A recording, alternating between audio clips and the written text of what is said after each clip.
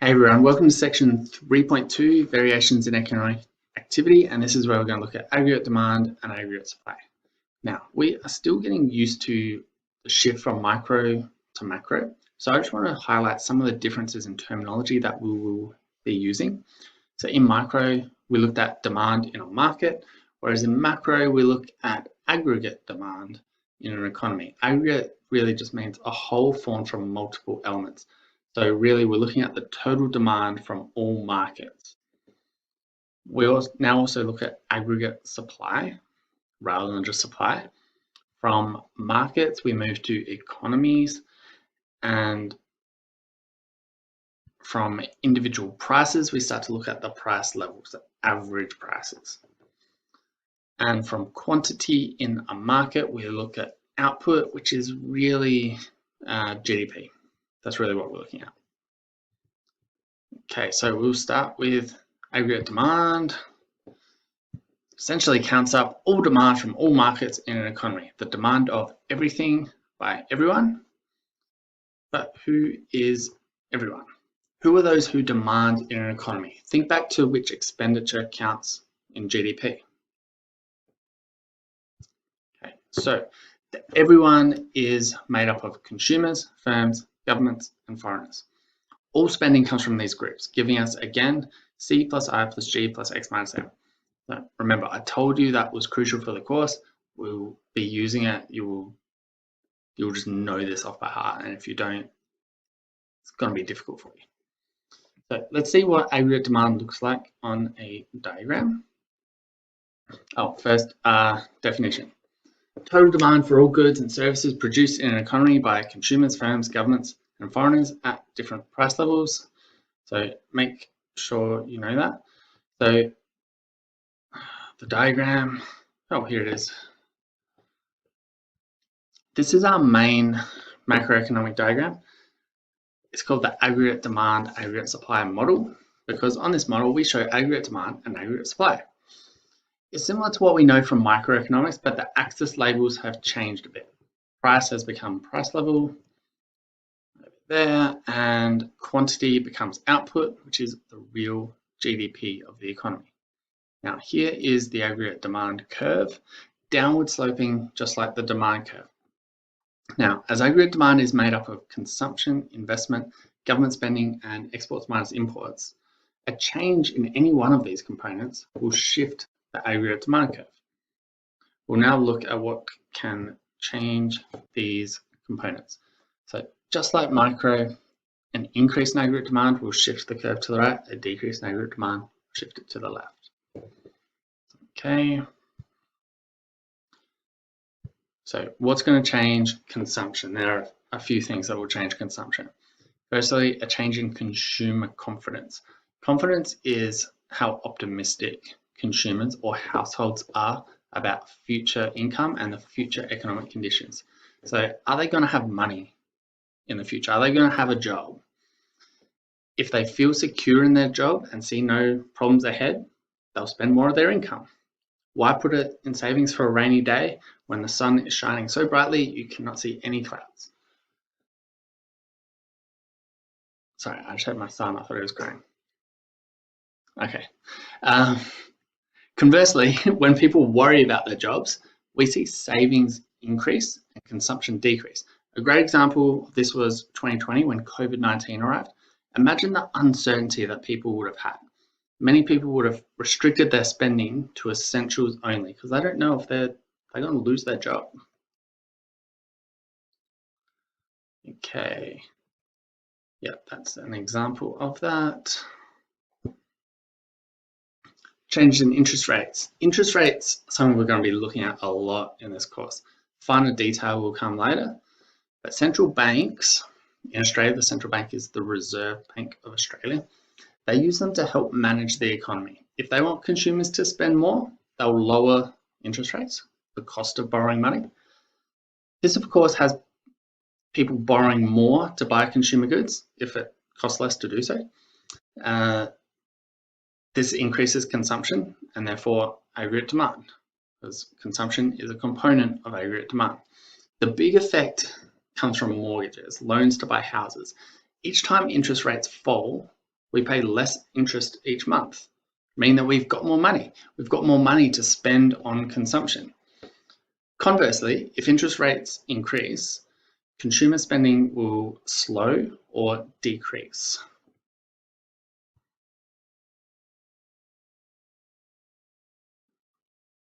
Okay, changes in wealth will have an effect. Think of the huge surge in house prices that happened in 2021. Imagine your house increasing in value by $200,000 in 6 months. That's happened. You'd feel rich. So what people do when they feel rich is they start spending like they're rich. Consumption tends to increase. So we saw scenes like this at auctions when during this pandemonium of buying houses that happened. We also see that the rates of income tax will affect consumption. So I've got a picture of this guy here because during the 1980s, he was the US president, Ronald Reagan, and he made huge cuts to income tax. When he was inaugurated, the top tax rate was 70%, meaning that when high income earners earned $1 more, 70% of that dollar went to the government. By the time he left office, the top tax rate was 28%.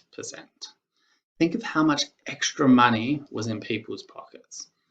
A lot of this would have gone to consumption, increasing consumption.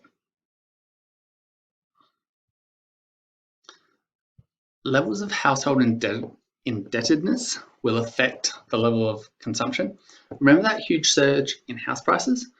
That often means that people are in greater debt.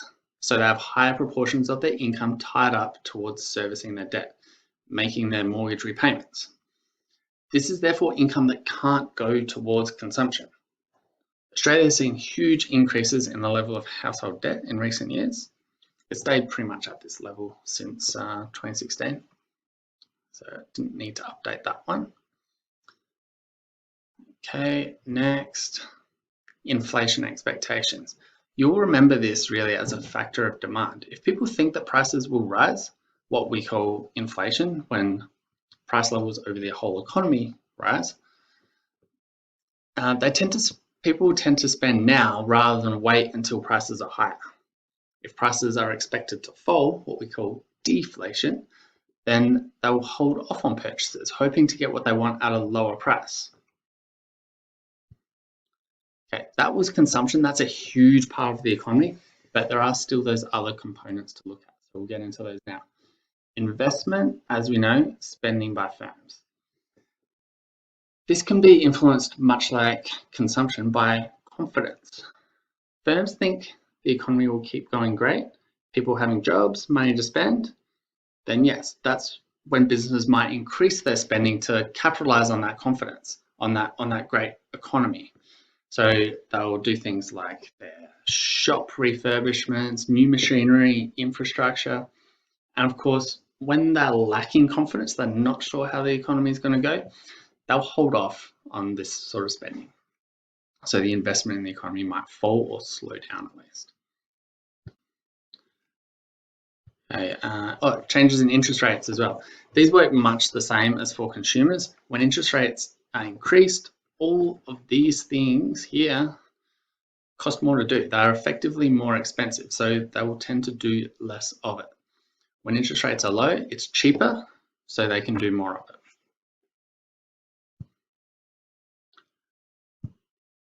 Sometimes businesses almost get forced into spending by new technology that's developed. When the first iPhones came out, businesses had to buy them for staff just to keep up with their competitors. Corporate tax. Corporate tax is the tax paid by firms on the profits that they make. When Donald Trump reduced the corporate tax rate from 35% to 21%, businesses suddenly got to keep more of their profits. So it's logical that at least part of those extra profits that they keep, that don't go to the government, it's logical that part of that will go to increased investment. Okay, that is investment. Now we'll move on to government spending. Government spending, it's going to change for two reasons: political priorities or economic priorities. Sometimes money will be spent in certain areas just to please voters to ensure their vote. But let's pretend that all governments only care about what's best for the country. If there's an economic crisis, like the global financial crisis, governments may want to spend extra money to stimulate the economy, keep people in jobs. This was done by the Rudd government back after the global financial crisis. So they put in huge spending on things like school buildings in order to equip students for the 21st century. But that was providing jobs for people in building those buildings. So it kept on putting money. It was an increase in government spending to increase the demand in the economy and therefore the real GDP. Okay, our final component of aggregate demand is net exports, X minus M.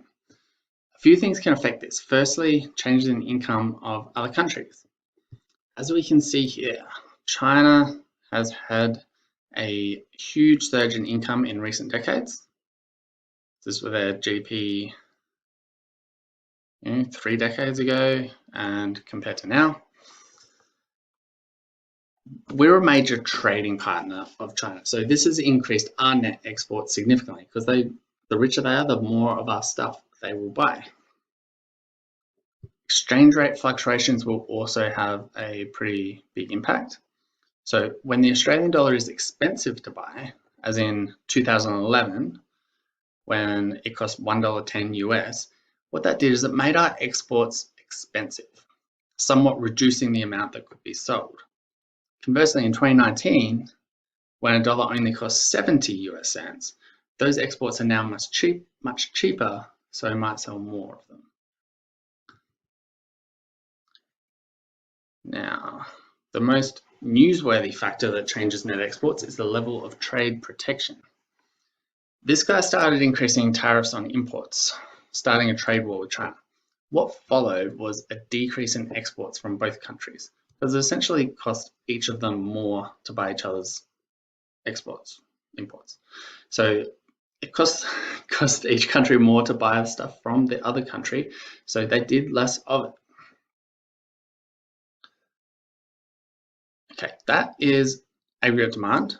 Now we'll quickly look at aggregate supply. So this is the definition: total quantity of goods and services produced in an economy at different price levels. SRAS is what, at this stage, we're going to talk about it in the short run only. In the short run, we have an upward sloping aggregate supply curve, the SRAS, that's what we call it. Similar to microeconomics, as price levels increase, firms wish to supply more. As ceteris paribus, they will have more profitability as the prices rise. An increase in short-run aggregate supply will shift the curve to the right, while a decrease in short-run aggregate supply will shift it to the left. So it's always right for an increase, left for a decrease. But a lot of students struggle with this, get it wrong. So try to keep that in mind. It's always right is an increase, left is a decrease.